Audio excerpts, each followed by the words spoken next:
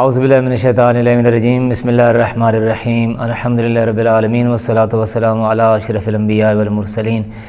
وعلی آلہ الطیبین الطاہرین المعصومین المنتجبین المظلومین الذین اذھب اللہ عنہم الرجس وطہرہم تطہیرا اما بعد فقد قال اللہ تعالی فی کتاب المجید وفرقان الحمید وقول الحق بالحق بسم اللہ الرحمن الرحیم فاسألوا اہل الذکر ان کنتم لا تعلمون وقال رسول اللہ الاعظم صلی اللہ علیہ وآلہ وسلم انا مدینۃ العلم وعلی بابھا۔ السلام علیکم ورحمۃ اللہ وبرکاتہ۔ میرے محترم سامعین و حاضرین، امید ہے انشاءاللہ پچھلے پروگرام آپ کو ہمارے پسند آئے ہوں گے اور آپ نے شیئر بھی کیے ہوں گے اور سبسکرائب بھی کیے ہوں گے، لیکن آج اسی سلسلے کو آگے بڑھاتے ہوئے کہ جناب امیر علیہ السلام کا بطور علمی حیثیت اور شخصیت کے حوالے سے ہمارا یہ پروگرام جاری و ساری ہے اور انشاءاللہ الرحمن جاری و ساری رہے گا۔ امید ہے انشاءاللہ پوری توجہ سے سماعت فرما رہے ہیں اور فرما رہیں گے۔ سلونی قبل ان تفقدونی، جناب امیر المومنین علی ابن ابی طالب علیہ السلام کا یہ مشہور و معروف دعویٰ،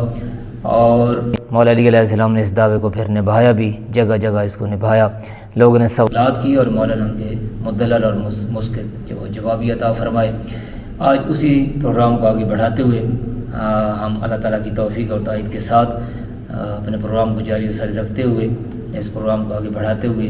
آج کا جو کلام اور آج کا جو موضوع ہے اس کو آپ کی خدمت میں پیش کرنے کی سعادت حاصل کرتے ہیں۔ ارشاد فرمایا سلونی قبل ان تفقدونی، مجھے کھو دینے سے پہلے جتنا پوچھ سکتے ہو آپ لوگ مجھ سے پوچھ لیں، اس سے پہلے کہ میں آپ سے جدا ہو جاؤں۔ خطبہ نمبر 187 میں یہ دعویٰ جناب امیر المومنین کا موجود ہے، جو شائقین حضرات ہیں وہ تلاوت کر سکتے ہیں۔ سلونی قبل ان تفقدونی کے بعد ایک جملہ ضرور ہدیہ کرتا چلوں، کلام الامام امام الکلام۔ جو امام کا کلام ہوتا ہے نا، یہ کلاموں کا امام ہوتا ہے۔ یہ اتنا خوبصورت کلام ہوتا ہے کہ جب امام جملہ ارشاد فرماتے ہیں تو پھر اس میں رتی برابر ذرہ برابر بھی شک و شبہ یا اس میں لیت اللہ یا اس میں شک و شبہات کے پیدا ہونے کی کوئی گنجائش نہیں ہوتی۔ اس لیے جناب امیر علیہ السلام کے جو بھی خطبات ہیں اور جو بھی کلمات ہیں، دنیا کے جتنے بھی دانشور ہیں اور جتنے بھی ذہین فتین لوگ ہیں، انہوں نے جب اس کو عقل کی معیار کی کسوٹی پہ پرکھا تو انہوں نے کہا کہ 14 صدیاں گزرنے کے باوجود ابھی تک وہ جملہ اتنا خوبصورت ہے، گویا کہ مولا علی علیہ السلام سامنے بیٹھے اور ابھی جو وہ جملہ ارشاد فرما رہے ہیں۔ انہی کلمات میں سے، کلمات نفیسہ میں سے اور قیمتی کلمات میں سے خوبصورت جملہ جو مولا علی علیہ السلام نے اپنے کلمات کثار میں ارشاد فرمایا، وَاعْلَمُوا أَنَّكُمْ بِعَيْنِ اللَّهِ، اچھی طرح جان لو کہ تم سب کے سب اللہ کی آنکھ کے سامنے ہو، اللہ کی نگاہ میں ہو۔ عین عربی زبان کا لفظ ہے اور اس میں مختلف معنی آتے ہیں، بندے پریشان ہو جاتے ہیں کہ عین کا معنی تو آنکھ ہوتا ہے۔ عین کے 70 معنی ہیں جو لغت والوں نے لکھے ہیں۔ عین کا معنی گھوڑا بھی ہوتا ہے، عین کا معنی تلوار بھی ہوتا ہے، عین کا معنی گھٹنا بھی ہوتا ہے، عین کا معنی چشمہ بھی ہوتا ہے، اور عین کا مطلب آنکھ بھی ہوتا ہے، عین کا معنی نگرانی بھی ہوتا ہے۔ جان لو کہ تم سب کے سب اللہ تعالیٰ کے حضور میں ہو، اللہ تعالیٰ کی نگاہ میں ہو، اللہ تعالیٰ کی نگرانی میں ہو۔ تو جب جناب امیر علیہ السلام کوئی کلمہ یا جملہ ارشاد فرماتے تھے تو بڑے بڑے مفکرین اور بڑے بڑے محدثین اور مورخین اور مفسرین نے اس پہ جرا کی ہے، اس پہ مطلب ہے تشریح اور تفسیر کی ہے۔ تو آخر میں تھک ہار کے انہوں نے قلم توڑ کے رکھ دیا اور کہنے لگے نہیں، ما کلام الحاضر بشر، یہ کسی بشر کا، کسی عام بندے کا کلام نہیں ہو سکتا۔ جناب امیر علیہ السلام کی یہ کلمات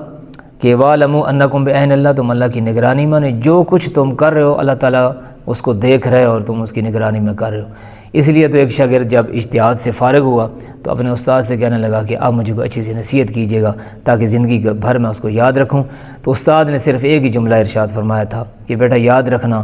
اینما کنتم ہوا معکم، تم جہاں کہیں بھی ہو خدا تمہارے ساتھ ہے۔ جب یہ فکر تمہارے اندر پیدا ہو گئی تو پھر انشاءاللہ تمہاری زندگی بھی آسان ہو جائے گی اور تمہاری آخرت بھی سنور جائے گی۔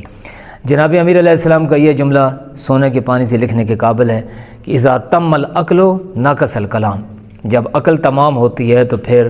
باتیں کم ہو جاتی ہیں۔ یہ کس طرح ہوتا ہے؟ یہ ہر بندے کی بس کی بات نہیں۔ ہم نے دیکھا لوگوں میں یہ مشہور ہے کہ عورتیں زیادہ باتیں کرتی ہیں، لیکن یاد رکھیے کہ بعد مرد حضرات بھی اس سے پیچھے نہیں، بہت زیادہ باتیں کرتے ہیں، بہت زیادہ بولتے ہیں۔ تو جناب امیر علیہ السلام نے کلیہ بیان کر دیا، اذا تم العقل ناقص الکلام، جب عقل تمام ہو جائے، عقل پختہ ہو جائے تو پھر باتیں کم ہو جاتی ہیں۔ اس لیے تو بڑے بڑے علماء اور بڑے بڑے دانشور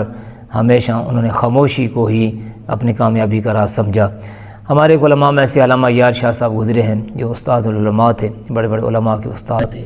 وہ اپنے شاگردوں کے ساتھ جا رہے تھے اور درخت کے قریب سے گزرے تو چڑیوں نے شور مچایا ہوا تھا چڑیوں نے شور مچایا ہوا تھا تو علامہ صاحب نے چڑیوں کی طرف خطاب کر کے کہا کہ اے اللہ کی پیاری مخلوق، تم جتنا مرضی ہے بولو، تم بول سکتی ہو، میں نہیں بول سکتا، اس لیے کہ تم بولو گی تو فرشتے لکھیں گے نہیں، اور ہم بولیں گے تو فرشتے لکھ لیں گے۔ تو بولنے سے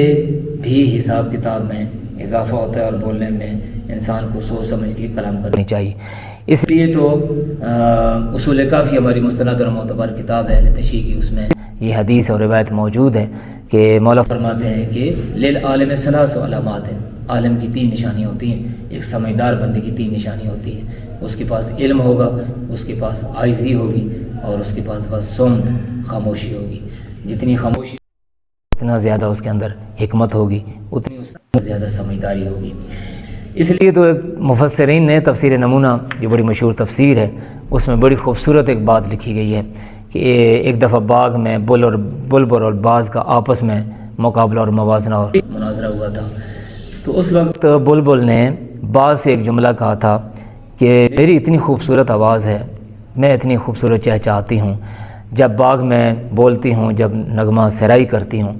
تو پورا باغ جو جھک جاتا ہے، لیکن آج تک مجھے کسی بادشاہ نے اپنے ہاتھ میں نہیں بٹھایا، اپنے ہاتھوں پہ نہیں بٹھایا۔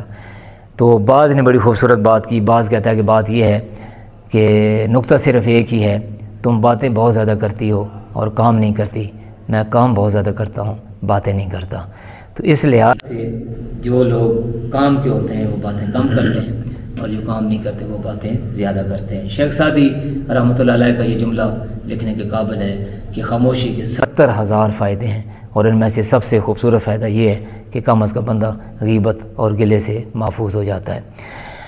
قرآن نے بھی اس کو بڑے خوبصورت انداز سے جناب امیر المومنین کے یہ فرمان جو بیان کیا گیا ہے، ارشاد فرمایا کہ وَعِبَادُ الرَّحْمَنِ الَّذِينَ يَمْشُونَ عَلَى الْأَرْضِ هَوْنًا وَإِذَا خَاطَبَهُمُ الْجَاهِلُونَ قَالُوا سَلَامًا۔ اللہ تعالیٰ کے بندے وہ ہیں، رحمان کے بندے وہ ہیں کہ جب زمین پہ چلتے ہیں تو آہستہ آہستہ چلتے ہیں، اور جب جاہل لوگ خطاب کرتے ہیں یا اس قسم کی کوئی حرکت کرتے ہیں یا کوئی بات کرتے ہیں یا کوئی اشارہ کرتے ہیں تو وہ خاموشی سے گزر جاتے ہیں، یہ کہتے ہوئے کہ تم اپنی جگہ پہ سلامت رہو۔ دوسری جو اہم اور ضروری بات اور گزارش یہ ہے کہ یہ جو ہمارا پروگرام جا رہا ہے نہج البلاغہ کے حوالے سے، کلمات کثار کے حوالے سے، جناب امیر علیہ السلام کی خوبصورت کلمات فرمودات کے حوالے سے،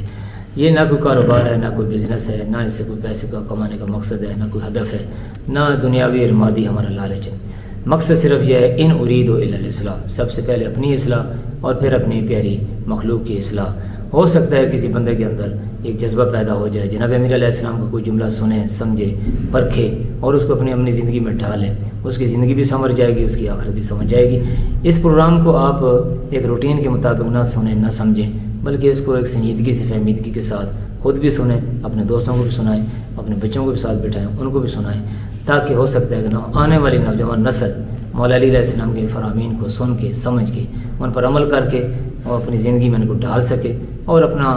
زندگی اور دنیاوی اور آخری زندگی کو سنوار سکیں۔ ہدف ہمارا اصلی یہی ہے کہ تاکہ ہم اس پروگرام کے ذریعے اپنی پیاری مخلوق، اپنی پیاری عوام، اپنے دوستوں تک یہ مولا علی علیہ السلام کے وہ فرامین جو منابر پر، ممبروں پر اور دیگر مقامات پہ بیان نہیں کیے جاتے، ہم آپ کے سامنے پیش کرتے ہیں۔ اللہ کرے ہمارے اندر وہ تاثیر اور وہ درد پیدا ہو، ہم آپ کو مولا علیہ السلام کے کما حق کو فرامین آپ تک پہنچا سکیں اور آپ تک سمجھا سکیں۔ امید ہے انشاءاللہ ہمارا پروگرام آپ کو پسند آیا ہوگا۔ دعاؤں میں یاد رکھیے گا اور اس پروگرام کو جتنا ہو سکے آگے شیئر کیجیے گا۔ بہت بہت شکریہ، التماس دعا۔